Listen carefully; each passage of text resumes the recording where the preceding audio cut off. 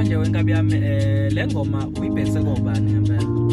Le ngoma nkabi yami ibheke labantu asebekhuleke kakhulu empilweni bahlupheka ongangoba baphelelwa amathemba. Yazi mfethu ukhuleke uzibone sengathi umdalo uyamcina yabona. Sabona uNkulunkulu ngiyazi ubhizi kodwa ngicela mawuthola ithuba ungiphendule nami. Uqala ukuhlupha mdali nami angisenze ngenziwa usizi nanenhlupheko. Sabona uNkulunkulu ngiyazi ubhizi kodwa ngicela mawuthola ithuba ungiphendule nami.